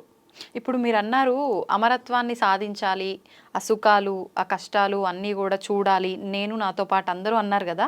ఇప్పుడు మామూలుగా సాధువులు, ఈ గురువులు, వీళ్ళు ఈ సన్యాసులు, వీళ్ళంతా కూడా ఇవేవి ఆశించకూడదు, కష్టం సుఖం ఎండ వాన ఇవన్నీ ఏమి ఉండకూడదు అంటారు కదా. త్యాగము గొప్పతనాన్ని చెప్తుందా? పంచుకోవడం గొప్పతనాన్ని చెప్తుంది. ఇప్పుడు నేను ఒక మంచి విందుని తెచ్చుకున్నాను, అది నేనే తింటున్నాను. ఇప్పుడు నాకు దిష్టి తగలదా? మీరు దిష్టి పెట్టరు, గురుజీ తెచ్చుకొని ఆయనే తింటున్నాడు అనుకుంటారు. ఇప్పుడు నేను ఆ పలహారాన్ని మీకు కూడా దాన్ని కోసి 4 విధులకు పంచిపెట్టిస్తే నలుగురు ఆ తృప్తిని స్వీకరిస్తారు కదా. అప్పుడు ఆ చెట్టు బతుకుతుంది కదా, నేను తిన్న చెట్టు గుర్తింపు ప్రజలలో వచ్చి ఈ ఫలం మంచి రుచినిస్తుంది, ఆ సాధువు పరిచయం చేశారు ఆయన గుర్తింపుగా మనం ఈ చెట్టును పెడదాం, అందరం తింటాం ఈ పండ్లు ఫలాలు అని వాళ్ళు కూడా అందరు గుర్తిస్తారు కదా. అలా మనం పంచుకుంటేనే, అందరికి పంచుకుంటేనే. ఇప్పుడు నా పిల్లలు ఎవరి చేతులు ఉన్నారు? ప్రజల చేతుల్లోనే. నా తల్లిదండ్రులు ప్రజల చేతుల్లోనే ఉన్నారు, నేను ఉన్నా. నేను ఒక్కరిని గెలిచి నా పిల్లల్ని ఓడనివ్వద్దు కదా. నా భవిష్యత్ తరాలు బాగుండాలి, నేను ఒక్కరిని బాగుంటే కాదుగా. ఇప్పుడు మీరు అన్నట్టు ఒక సాధువు తన జీవితాన్ని పరిత్యాగం చేస్తాడు. దేనికోసం చేస్తున్నాడు? సంఘం కోసమా, తన కోసమా? చెప్పండి. అంటే వాళ్ళు ఎలా సంకల్పం చేసుకుంటే అలా ఉంటుందేమో. తన కోసం అయితే వేరే ధర్మము, తన కోసం అయితే వేరే ధర్మము, సంఘం కోసం అయితే మరో ధర్మము, అంతే కదా. ఓకే. నేను నా కోసమే గాక నా బిడ్డలు నా భవిష్యత్ తరాలను చూసి నేను ఈ ఆచరణ చేసుకుంటున్నా. త్యాగము కంటే కర్మే గొప్పది, గెలిపే గొప్పది, విజయమే గొప్పది. త్యాగము మనల్ని ఆనంద పెడుతుంది, కానీ చరిత్రని రాయాలంటే పోరాడే వాళ్ళతో సాధ్యమవుతుంది. ఓకే. త్యాగము చరిత్రలో ఎల్లకాలముని గెలిపించే శక్తి త్యాగానికి లేదు. అది కొద్ది సందర్భాల్లో గెలవగలుగుతుంది త్యాగం. అన్ని సందర్భాల్లో త్యాగం గెలవదని ప్రజలందరికీ తెలుసు. అందుకే పండగలప్పుడు అన్నదానాలు చేస్తారు, కానీ నిత్య అన్నదానాలు చేయమనండి ప్రతి ఇంటి నుండి. నిత్య అన్నదానాలు ప్రతి ఇంటి నుండి చెయ్యరు. ఏదో పండగ సమయంలో, ఏదో ఒక కొద్ది సమయంలో లేని వాళ్ళకి మనం ఇచ్చి సంతోషపడతాం. సంఘ పరిత్యాగమే మన ఆనందం కోరుకున్నాం. ఇప్పుడు నేను కోరుకుంది కూడా అదే. నేను ఈరోజు ప్రజల ముందుకు ఎందుకు వచ్చానంటే, నా ప్రజలు బాగుండాలి. ఎందుకంటే నా భవిష్యత్ తరాలు ఈ ప్రజలతోనే తిరుగుతారు. వాళ్ళు చెడిపోతే నా పిల్లలు కూడా చెడిపోతారు కదా. వాళ్ళని బాగు చేస్తే నా పిల్లలు కూడా బాగు చేస్తారు కదా వాళ్ళు. అంటే ఇది ఒక రకమైన స్వార్థం కాదు, ఇది మన బంధం యొక్క గొప్పతనం. ఇప్పుడు మనమంతా ఈ ప్రాంతంలో ఉన్నాం, ఇండియన్స్ అని ఎందుకు చెప్పుకుంటున్నాం? మనమంతా భారతీయులు అని ఎందుకు చెప్పుకుంటున్నాం? అలా చెప్పుకోకపోతే విలువ లేని కాడ ఏది కలవదు, జరగవు. మనమంతా ఒకటే అని చెప్పుకోవడంలో, పంచుకోవడంలోనే. ఇప్పుడు చూడండి, మీకు కావలసిన మీకు వస్తున్నాయి, మాగా ఒకరినొకరు అవి సమాహారం చేసుకుంటున్నాం. అది తృప్తి, పంచుకోవడంలోనే తృప్తి. అంతేగాని దాచుకోవడంలో తృప్తే ఉండదు. అట్లా అంటే 100 కోట్లు ఉన్నాయి, వాళ్ళు దాచుకోమనండి, తృప్తి వస్తుందా? రాదు. వాళ్ళు కార్యాలు చేయాల్సిందే. అది పంచిపెట్టన్నా పెట్టాలి, ఖర్చులన్నా చేయాలి. వాళ్ళు చేస్తూ ఆనందపడాలి తప్పితే అవి ఉన్నాయి కదా ఆస్తులని పక్క దాచిపెట్టుకుంటే రోగాలు వస్తాయి అంతే. విధి పసిగడుతుంది. ఎవడు బాగా ఉన్నది, ఎవరికి ఏ నష్టం ఉందో విధి పసిగట్టి వారికి ఒక మాయ రోగాన్ని సృష్టిస్తుంది. ఎవరికి అంతుపట్టని ఒక మాయని సృష్టించి వాళ్ళతో అవి బయటికి తీపిస్తుంది. అట్లా జరిగితేనే కదా ఇప్పుడు కరోనా అని, ఆ వైరస్ అని, ఈ వైరస్ అని విలయతాండవం చేసి ప్రజల అలవాట్లను మారుస్తున్నాయి. ప్రజల అలవాట్లని, నైతిక విలువల్ని గుర్తు చేస్తున్నాయి. మనం ఉన్నటువంటి జీవము, మన ప్రాణము, మన ఆశయ సాధనలంతా గుర్తించుకొని ఏ పనైనా చేయాలి. అంతేగాని నాకు దాన్ని పట్టుకోవాలనిపించిందని, దాన్ని కొట్టాలనిపించిందని ఇట్లా ఒక స్వయం పాలన అనేది మూర్ఖత్వాన్ని తెలియజేస్తుంది. స్వయం అధికారము ఉండకూడదు. సంఘము తోడ్పాటుతో ఉన్నటువంటి బలాన్ని గుర్తించండి. స్వయం అధికారం ఏం చేస్తుందంటే శిఖరాన్ని చూపెడుతుంది, కానీ ఎవరెక్కాలి? కాళ్ళు నొప్పెడుతుంటాయి, చేతులు లాగుతుంటాయి, శక్తి సరిపోదు, బద్ధకం ఎక్కువై మధ్యలో ఆగిపోతారు. శిఖరాన్ని ఎక్కాలంటే నలుగురు తోడ్పాటు ఉండాలి. ఒకరు మంచినీళ్ళు తేవాలి, ఒకరు ఫుడ్ తేవాలి, ఒకరు అన్ని బలాలు వేసుకొని పోతేనే శిఖరం ఎక్కుతాం. మన సంఘంకి సేవ చేయాల్సిందే ప్రతి ఒక్కరు. చెయ్యకపోతే ఆ దాడి వాళ్ళ మీదే జరుగుతుంది ఫస్ట్. అది వాళ్ళకే చుట్టుకుంటది. అందుకే కదా ప్రజలందరి పాపాలు తొలగాలనే మహాకుంభమేళ నాగ సాధువులు నిర్వహిస్తున్నారు. ఎందుకు? ప్రజలందరి వివిధ కర్మల్లో పాప ప్రక్షాళన చేసుకోవడం కోసం 12 ఏళ్లకు ఒకసారి సంగమాన్ని సృష్టించారు. త్రివేణి సంగమం. యమునా నది, కృష్ణా నది ఆ కలయిక జరిగి అంతర్వాహినిగా సరస్వతి ముందుకు వస్తుంటుంది. సరస్వతి అంటే ఏంటి? జ్ఞానాన్ని నడిపించేది. అవును. అంటే ఆచరణిస్తూ యోగులు అక్కడ ఏం చేశారు? అది ఒక ఆచరణని సృష్టించారు అక్కడ. 12 ఏళ్ళకు ఒకసారి కుంభరాశిలో బృహస్పతి ఉండగా మేషరాశిలో సూర్య సంక్రమణములు చూసుకొని ఆ యొక్క ఆచరణ పెట్టారు. అంటే సూర్యుడు మేల్కొని పోయేవాడే. ఓకే. సరస్వతీదేవి జ్ఞానాన్ని నడిపేదే, విద్యనిచ్చేదే. అలా విద్య మేల్కొల్పుడు జరుగుతుంది అక్కడ. విద్యతో మేల్కొల్పడం అనేది జరుగుతుంది కాబట్టే నాగసాధువులు అక్కడ శిక్షణ తీసుకుంటున్నారు. ఇప్పుడు నాగసాధువులుగా వాళ్ళని మనం తయారు చేయాలంటే భవిష్యత్ తరాలను ఎక్కడ ఇవ్వాలి దీక్ష? కుంభమేళాలు ఇవ్వాలి. కుంభమేళాలో ఇచ్చే దీక్షే ప్రధానం. మళ్ళీ మిగతా ఇండ్ల చోట దేవాలయాల్లో ఇచ్చే దీక్షలు ప్రధానం కావు. ఎక్కడైతే నీళ్లు సుడులు పడుతుంటాయో, ఎక్కడైతే సంగమంలో, ఇప్పుడు అక్కడ సంగమం ఉంటుంది, అక్కడ నీళ్లు సుడులు పడుతుంటాయి. ఎక్కడైతే నీళ్లు సుడులు పడుతుంటాయో అక్కడే ప్రకృతి యొక్క కలయిక జరుగుతుంది అని అర్థం. ఇప్పుడు మీరు చెప్పినట్టుగా 12 సంవత్సరాలకు ఒకసారి జరిగేది మహాకుంభమేళ అని అన్నారు. చాలా మంది ఇదే విధంగా చెప్పడం అయితే జరిగింది. కానీ ఈ మధ్య ఇప్పుడు ఆల్రెడీ ఇప్పుడు మనకు కుంభమేళ స్టార్ట్ అయిపోయింది. స్టార్ట్ అయిన తర్వాత చాలా మంది సొంత ఛానళ్ళ వాళ్ళు వీడియోలు చేసి పెట్టడము ఇలాంటివి కూడా చూస్తున్నాము. వాళ్ళు మాట్లాడిన సందర్భాల్లో 140 సంవత్సరాలకు ఒకసారి వచ్చేదాన్ని మహాకుంభమేళ అంటారని చెప్పి, ఈ 12 సంవత్సరాలకు వచ్చేది కుంభమేళ అని, 6 సంవత్సరాలకు ఒకసారి అర్ధ కుంభమేళ అని ఇలా మాట్లాడడం జరుగుతుంది. అసలు ఏది వాస్తవం? వాళ్ళు లెక్కలు కాలగతిన ఇస్తున్నటువంటి ప్రమాణం అది. కాబట్టి 144 ఏండ్లకి ఈ కాలగతి వచ్చింది అని వాళ్ళు చెప్పడం జరిగింది. అంటే ఇప్పుడు వచ్చిన ఈ ప్రయాగరాజ్ 12 ఏళ్ళు, మరొక 12 ఏళ్ళు, 12 సార్లు మీరు కూడిక చేయండి. అలా మరొక కూడికతో మహాసంగ్రమం, ఇప్పుడు మహాసంగమంతో చెప్పినది మహాకుంభమేళ. అది 144 సంవత్సరాలు ఈ కుంభమేళాతో ముగిస్తుంది. అంటే అదొక చరిత్ర, ఒక ఘట్టము. ఓకే. అంటే ఇది చాలా విశేషమైన కుంభమేళ. ప్రతి ఒక్క 3 తరాలు ఈ భూమిని శాసిస్తుంటాయి. ఇప్పుడు మనం 3 తరాలు తీసుకోండి. యాక్టివ్గా స్వాతంత్రం తెచ్చుకున్న వాళ్ళు ఒకరు, వాటిని అనుభవించిన వాళ్ళు ఒకరు, తర్వాత తరాల చూస్తున్న వాళ్ళు, అంటే 3వ దశలో ఉంది.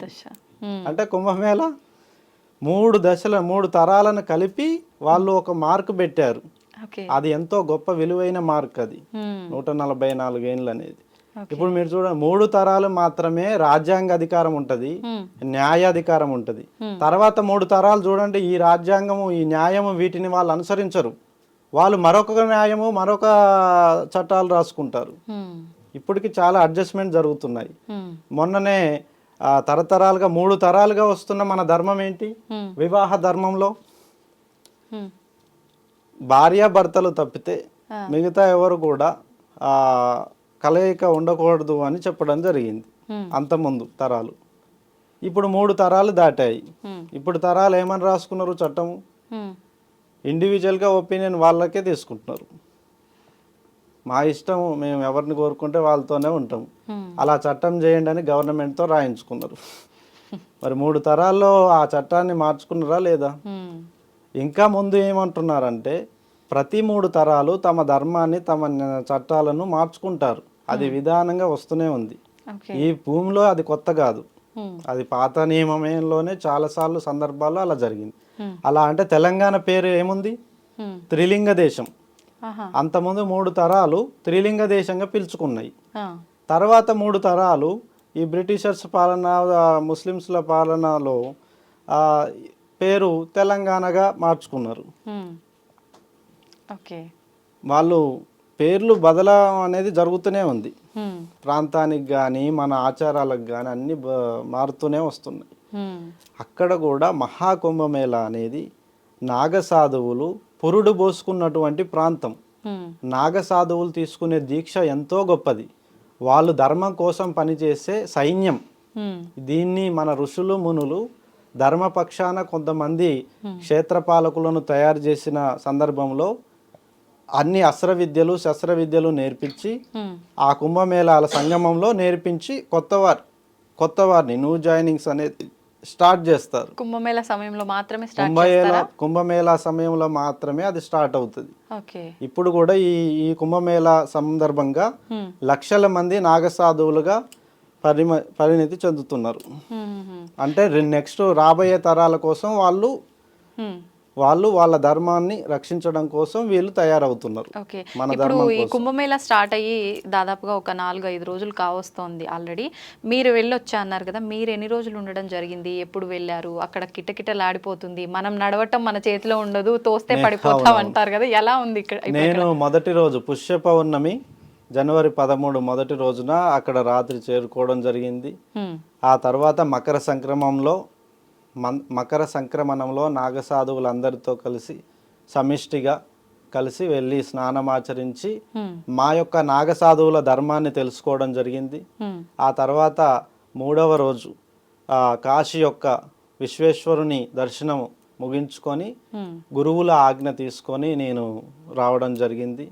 మళ్ళీ వెళ్తాను, చిన్న ఆచరణ ధర్మాన్ని పాటిస్తూ బయటికి రావడం జరిగింది. మళ్ళీ ఆచరణకి మళ్ళీ వెళ్ళడం జరుగుతుంది గురువుల దగ్గర.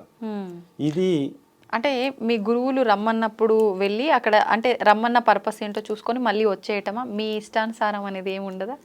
ఇది స్వయం అధికారాన్ని మేము ఎక్కువ ప్రేరేపించాం. సంఘముతోడను ఇప్పుడు ఎవరికి అవసరమో మనల్ని అటువైపే నడిపిస్తాం. ఇప్పుడు మీకు కష్టం ఉందనుకోండి, మీ వైపు వచ్చేస్తాను భగవంతుడు పంపిస్తే. వారికి వచ్చింది అనుకో, వారి వైపు వెళ్తాను. ఎక్కడైతే ఆర్తనాదాలు వినిపిస్తాయో అక్కడికే వెళ్ళమని భగవంతుడు ఆజ్ఞ, శివాజ్ఞ. ఆర్తనాదాలు ఉన్న కాడ భగవంతుని బతికించాలి, అది నా ధర్మం, అది నా నాగసాధువుల ధర్మంలో ఉంది. ఎక్కడైతే బాధలు ఆర్తనాదాలు ఉంటాయో అక్కడ సరిచేయడానికి, ఆ దేవుణ్ణి మేల్కొల్పడానికి బయలుదేరుతాము. ఓకే. ఇప్పుడు కుంభమేళాలో కొన్ని వందలే కాదు వేల సంవత్సరాల వాళ్ళు కూడా ఉన్నారని చెప్పి వాళ్ళు అక్కడికి వస్తారని చెప్పి మాట్లాడుతున్నారు. నేను కూడా అమరత్వం కోసం వెళ్ళాను. ఇప్పుడు నేను కూడా అలాంటి వారిని మీరు చూసారా? నేను చూశాను. నాకు దీక్ష ఇచ్చిన మా గురువు గారు మా తాత పరిచయం చేశారు ఆయనని. మా తాతగారికి ఆయన గురువు. ఆయన నన్ను చిన్న వయసులో, నాకు 8 years ఉంటాయి, ఆ సందర్భంలో ఆయన పరిచయం చేశారు. మా మనవడు ఇతనికి ధర్మ యోగమును, శాస్త్రయోగమును, విద్య యోగమును అన్ని విధాలుగా మీరు ఇతనికి దివ్య దృష్టిని ప్రసాదించండి అని అనగా ఆయన చేయి పెట్టి ఆయన ఆప్యాయంగా తనలో ఐక్యం చేసుకున్నారు మమ్మల్ని. ఆయనకి ఎంత వయసు ఉంటుంది? ఆయనకి నేను కలిసిన సందర్భంలోనే ఆయనకి 108 ఏళ్ళ పైబడి ఉన్నారు. నేను కలిసిన చిన్న వయసులో 108. 108 అంటే ఇప్పుడు ఒక 140 130 చిల్లర ఉండొచ్చు. 130 ఏళ్ళ వయసులో, 120 నుంచి 130 ఏళ్ళ మధ్య వయసులో ఆయన మరణించడం జరిగింది. స్వర్గస్థుడు ముక్తిని పొందడం జరిగింది. ఆయన ముక్తిని పొందేటువంటి విధానం కూడా పంచభూతాలు స్వీకరించినాకనే తను మరణించారు.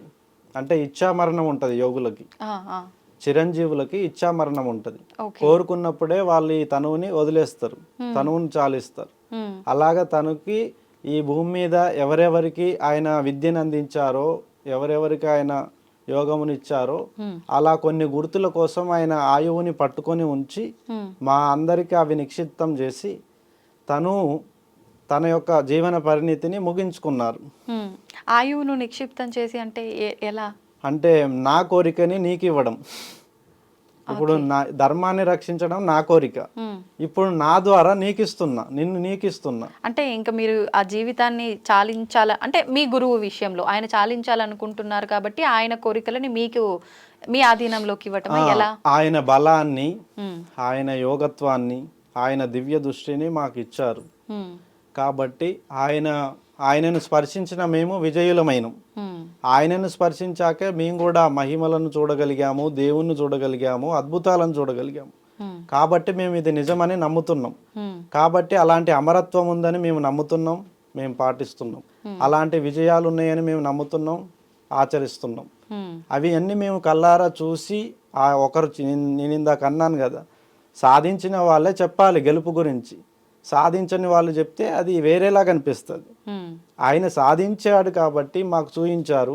మేము కూడా సాధించి చూయించడమే మా యొక్క లక్ష్యం. మేము కూడా సాధించి చూయించాల్సిందే. ఇప్పుడు మీరు దేవుని చూసారా అయితే? నేను చూశాను. ఎక్కడ, ఎప్పుడు, ఎలా?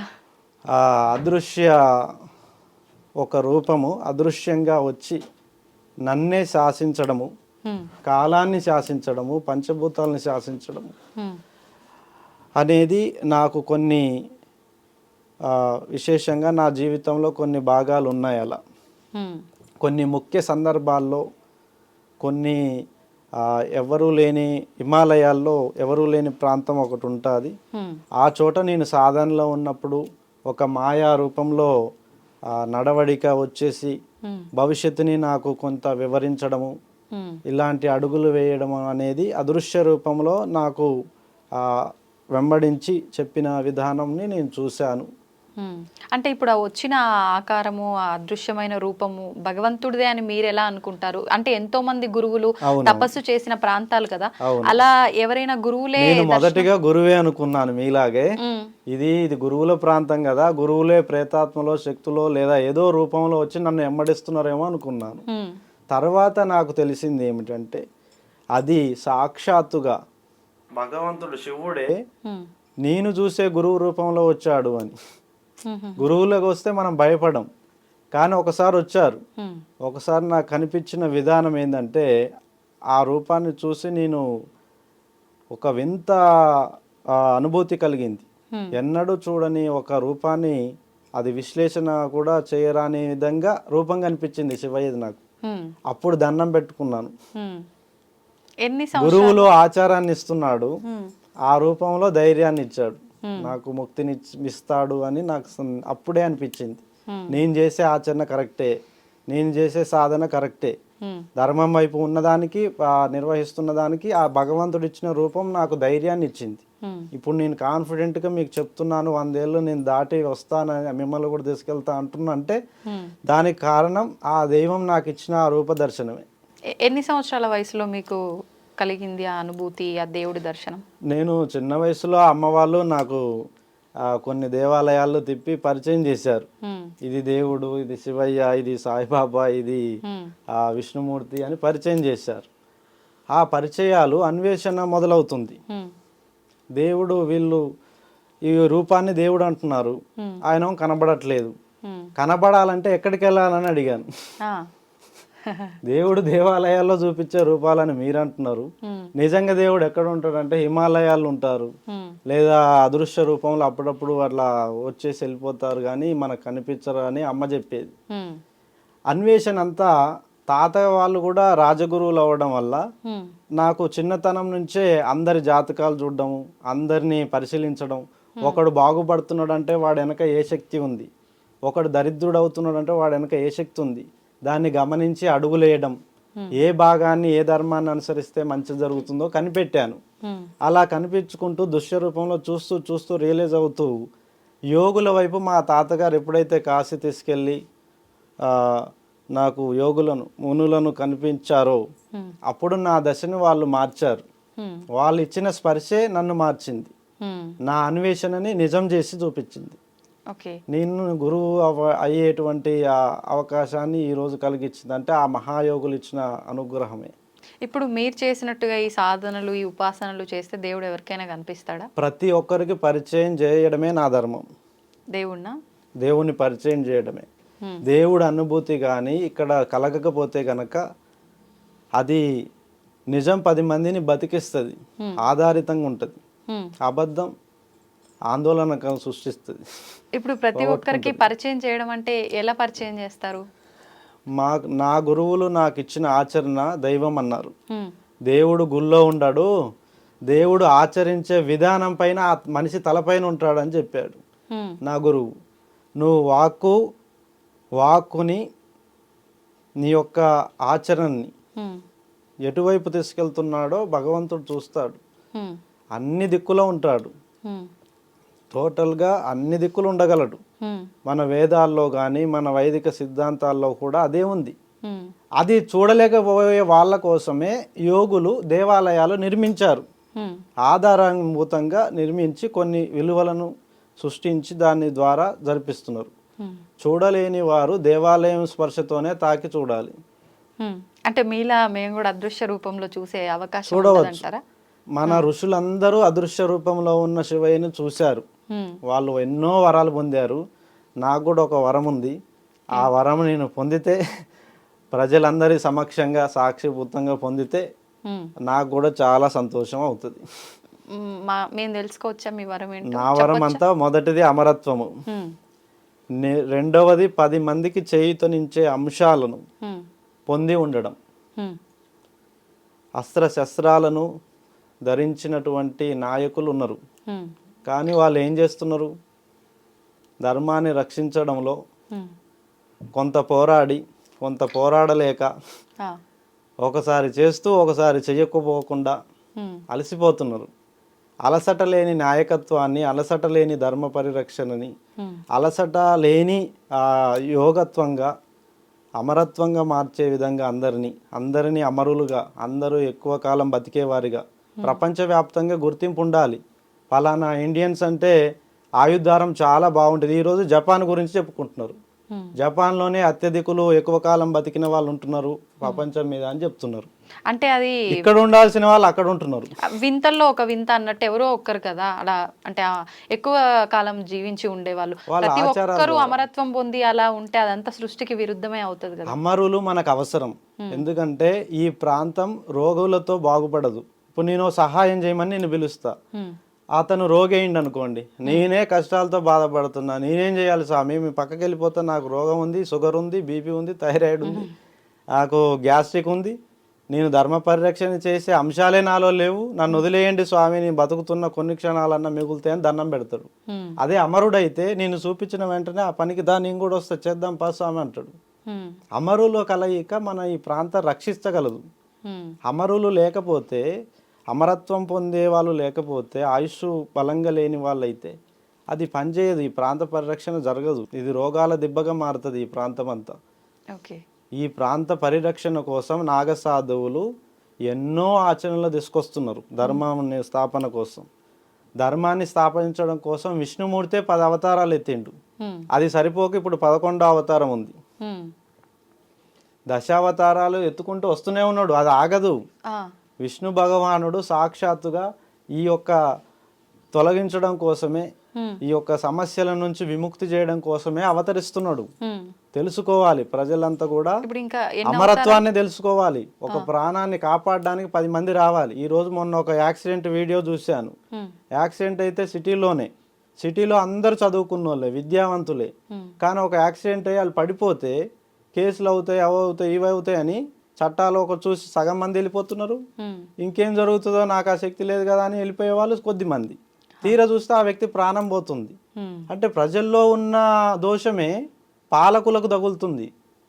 ప్రజల మీద ఉన్న దోషము పాలకులు తగులుతుంది. పాలకున్న దోషం ఆ ప్రాంతానికే తగులుతుంది. దేశం అంతా సుభిక్షంగా ఉండాలంటే ధర్మమే మూల కారణం.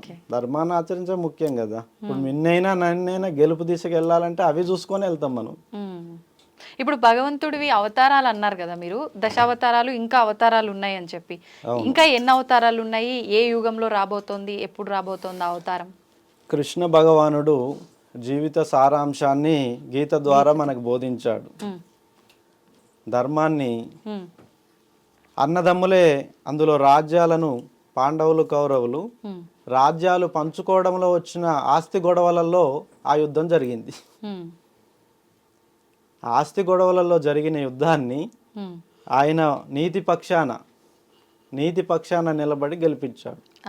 ఇదే రానున్న యుగం మొత్తం జరుగుతుంది అని చెప్పి గీత సారాంశంను మీరు చదివి బయటికి రండి, మేలుకోండి. గీత సారాంశం అందుకే ఇస్తున్నా నేను.